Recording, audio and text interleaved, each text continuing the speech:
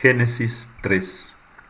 La serpiente, que era el más astuto de todos los animales del campo que Yahvé Dios había creado, dijo a la mujer: ¿Cómo es que Dios ha mandado: no comáis de ningún árbol del jardín?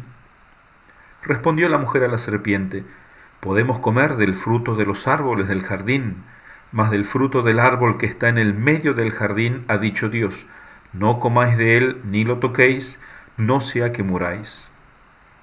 Replicó la serpiente a la mujer: De ninguna manera moriréis, pues bien sabe Dios que el día en que comiereis de él, se os abrirán los ojos, y seréis como Dios, conocedores del bien y del mal.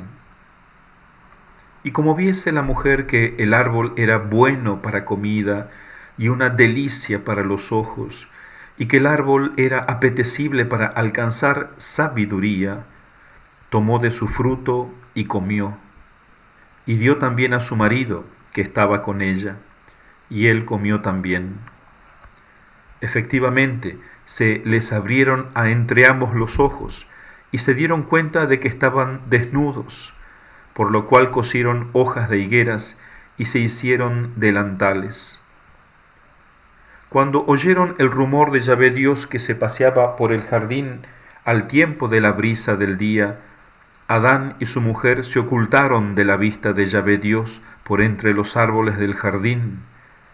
Yahvé Dios llamó a Adán y le dijo: ¿Dónde estás? Este contestó: Oí tu paso por el jardín y tuve miedo, porque estoy desnudo, por eso me escondí. Mas él dijo: ¿Quién te ha dicho que estás desnudo? ¿Has comido acaso del árbol del cual te prohibí comer? Respondió Adán: La mujer que me diste por compañera me dio del árbol y comí. Dijo luego Yahvé Dios a la mujer: ¿Qué es lo que has hecho? Y contestó la mujer: La serpiente me engañó y comí. Entonces dijo Yahvé Dios a la serpiente: Por haber hecho esto, serás maldita como ninguna otra bestia doméstica o salvaje. Sobre tu vientre caminarás, y polvo comerás todos los días de tu vida. Y pondré enemistad entre ti y la mujer, y entre tu linaje y su linaje. Éste te aplastará la cabeza, y tú le aplastarás el calcañar. Después dijo a la mujer: Multiplicaré tus dolores y tus preñeces, con dolor darás hijos a luz. Te sentirás atraída por tu marido, pero él te dominará. A Adán le dijo: Por haber escuchado la voz de tu mujer y comido del árbol del que yo te había prohibido comer, será maldita la tierra por tu causa. Con doloroso trabajo te alimentarás de ella todos los días de tu vida. Te producirá espinas y abrojos, y comerás de las hierbas del campo. Con el sudor de tu rostro comerás el pan, hasta que vuelvas a la tierra, pues de ella fuiste tomado. Polvo eres, y al polvo volverás. Adán puso a su mujer el nombre de Eva, por ser ella la madre de todos los vivientes. E hizo Yahvé Dios para Adán y su mujer túnicas de pieles, y los vistió. Y dijo Yahvé Dios: He aquí que el hombre ha venido a ser como uno de nosotros, conocedor del bien y del mal. Ahora pues, no vaya a extender su mano para que tome todavía del árbol de la vida, y comiendo de él viva para siempre. Después Yahvé Dios lo expulsó del jardín de Edén, para que labrase la tierra de donde había sido tomado. Y habiendo expulsado a Adán, puso delante del jardín de Edén querubines y la fulgurante espada que se agitaba, a fin de guardar el camino del árbol de la vida. Palabra de Dios. Te alabamos, Señor. Comentario. El primer personaje que aquí aparece es la serpiente. En realidad es Satanás, que usa la táctica que de aquí en adelante va a usar de disfrazarse. Como ángel de luz, dice San Pablo en su segunda carta a los Corintios 11:14. O sea, se disfraza de amigo. Aquí Eva, que no conocía todos los animales, probablemente no le sorprendió tanto, pensó que algún animal podría hablar o algún ángel en forma de animal. La cosa es que aquí Satanás se hace como amigo, y esa va a ser siempre la táctica que él va a usar para hacernos pecar. Se va a volver un falso amigo. No va a venir directamente a enfrentarnos, a proponernos el mal, sino disfrazado bajo la apariencia de bien. El diablo se dirige a Eva, no a Adán, aprovechando los defectos naturales de la mujer, su curiosidad, su flaqueza y sobre todo la virtud que también tiene la mujer, que es su influencia sobre el marido. Es tan fuerte que usada para el mal como Eva lo va a usar en el matrimonio, hace mucho daño al marido. ¿Cuál es la respuesta de Eva? Eva, cuando le responde a la serpiente, dice que Dios había dicho: ni lo toquéis al árbol de la ciencia del bien y del mal, lo cual no aparece en el capítulo anterior. Probablemente no lo dijo. Generalmente nosotros somos así, exageramos los mandamientos de Dios para mal, ¿no? Los vemos como cargas muy pesadas, el no mentir, el no robar, el no mirar la mujer de tu prójimo, lo vemos como algo insoportable, ¿no? Y no tiene que ser así. Todos los mandamientos, ya sea que se pongan en positivo o en negativo, ¿no? Amar a Dios en positivo o no mentir en negativo, son mandamientos perfectos. Si uno lee el Salmo 118, en algunas Biblias 119, que es el salmo más largo, donde se alaba la ley de Dios, y se le da muchos sinónimos a la ley, como los preceptos, tus mandamientos son amables, dice el rey David, ¿no? Amo tus mandamientos, y constantemente le pide a Dios ese amor, amor a su ley, amor a sus mandamientos, amor a su palabra, ¿no? Entonces tenemos que ver los mandamientos de Dios como algo realmente hermoso.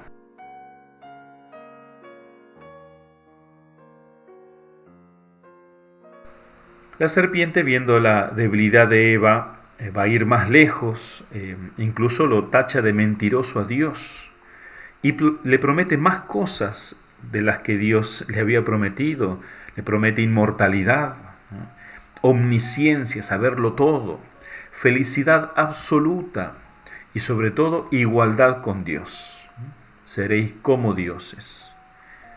Y esa es la tentación del ser humano. Librarse del yugo de Dios, no sentirse criatura, queremos sentirnos que no dependemos de nadie. Y al contrario, cuando reconocemos que como la Virgen he aquí la esclava del Señor, allí está nuestra verdadera libertad, en reconocer lo que somos, criaturas dependientes del Creador, hijos dependientes siempre del Padre. Y esa va a ser la gran tentación de toda la humanidad hoy en día, de los científicos, de los poderosos, querer manipular todo como quien come del árbol de la ciencia del bien y del mal, querer saber todas las cosas para poder dominarlas como si fuéramos Dios. Ahí se ven los frutos, la creación de la bomba atómica y de tantas cosas malignas que el diablo nos sugiere.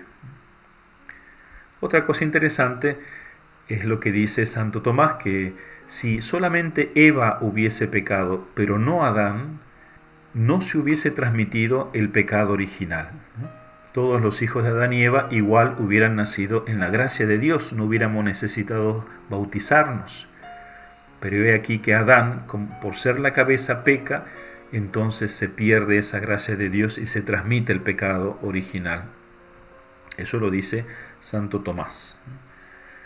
También dice la Escritura, muy interesante, que se les abrieron los ojos, pero no para adquirir conocimientos nuevos y más elevados, o para ser como dioses, como la serpiente le había prometido, sino para ver con tanta amargura su propia miseria. Se vieron desnudos, dice la Escritura, ¿no?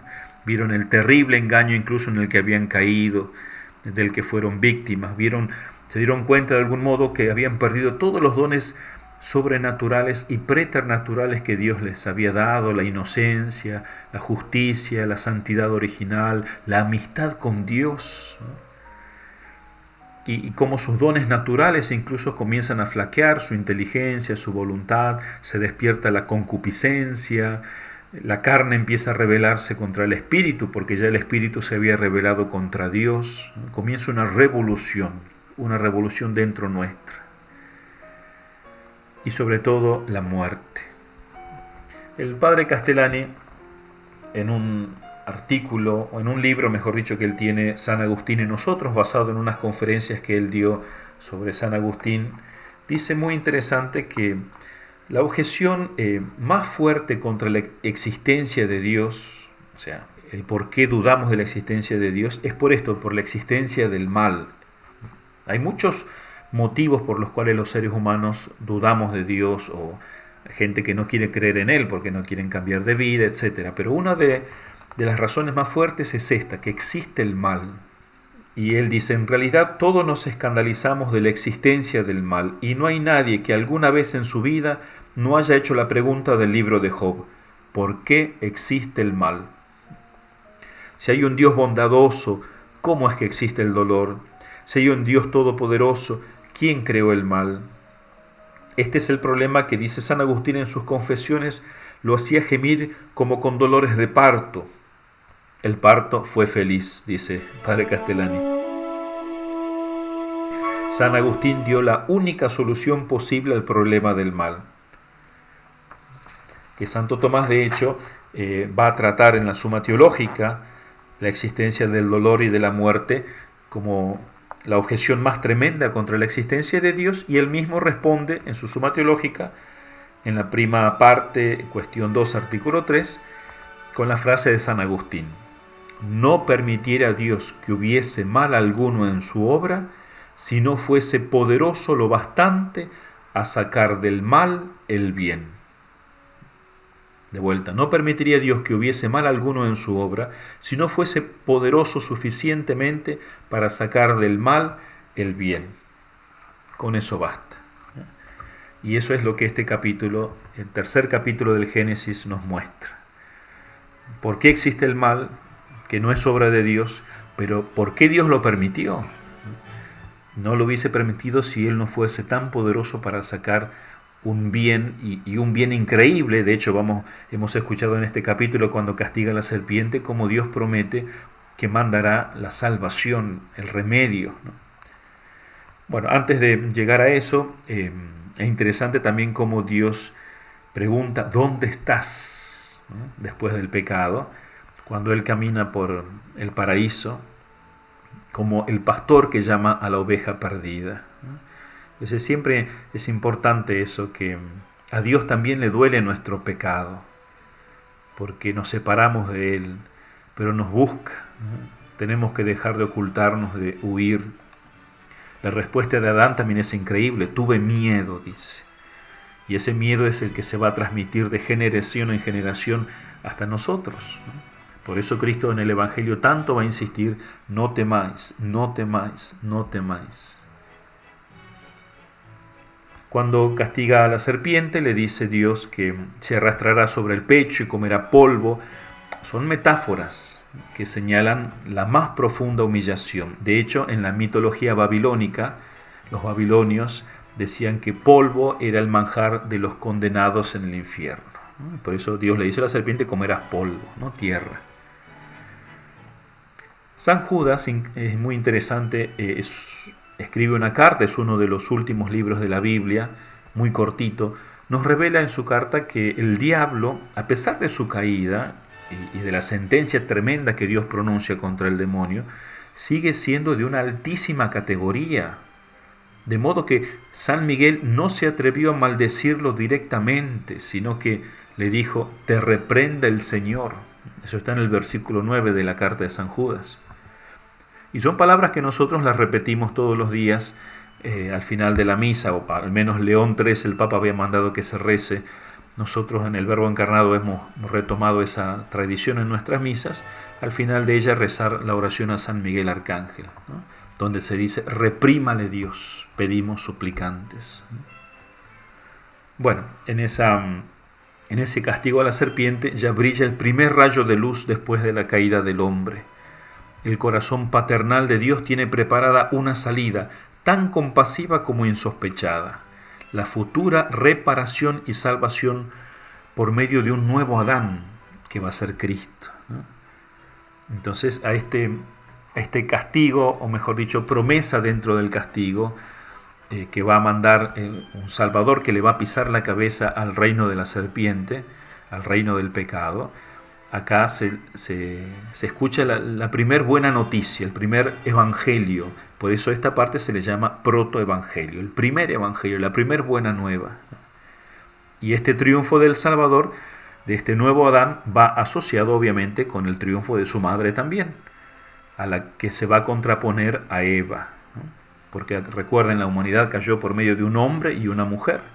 Por eso un hombre y una mujer van a tener que ver, si bien principalmente es el nuevo Adán el que nos salva, pero él asocia a la mujer, a su madre en este caso. Por eso nosotros, al contrario de Eva, nosotros rezamos Ave, Ave María. Por el pecado del hombre también se cierra el paraíso terrenal, y dice Santo Tomás de Aquino que Dios lo cierra el paraíso terrenal en señal de habérsele cerrado el paraíso celestial. Por eso en esta vida no podemos ser 100% felices. Está cerrado para nosotros el paraíso terrenal. Por más gobiernos que vengan, por más que la tecnología mejore, los científicos descubran nuevas curas, va a ser imposible solucionar el problema del dolor y de la muerte. Imposible, ¿no? Pero eso se nos va a abrir en el paraíso celestial al que tenemos que aspirar. Una última cosa, porque había algunos que ponían en duda la verdad de estos 3 primeros capítulos del Génesis, diciendo que eran metáforas, que eran poesías, o que incluso habían sido copiadas de mitologías de otros pueblos. Para zanjar la cuestión, la Iglesia, a través de la Pontificia Comisión Bíblica del 30 de junio de 1909, dice así, resumiendo: los 3 primeros capítulos del Génesis contienen narraciones de hechos verdaderos, es decir, que responden a la realidad objetiva y de verdad histórica. No son fábulas mitológicas o cosmogónicas, ni meras alegorías o símbolos destituidos de fundamento objetivo, ni leyendas ejemplares, parte históricas, parte ficticias, como muchos dicen, e incluso algunos, lamentablemente, sacerdotes que no han estudiado bien la Biblia. Pidamos entonces a la Santísima Virgen, a esta Eva, que nos ayude a meditar este misterio tan grande que es el misterio del mal, a poder comprender. No lo vamos a poder comprender perfectamente, pero sí, si Dios lo permitió, es por eso, como dice San Agustín, porque de un mal tan grande que se va a seguir de este pecado, grandísimo, basta uno ver las noticias que uno sale deprimido, escandalizado muchas veces, ahora este tiroteo que hubo en Texas, uno queda pasmado, al menos a mí me hizo llorar. Aquí hay algo mucho más grande, el bien que Dios promete con la venida de su Hijo es algo que algún día nos va a secar las lágrimas a todos.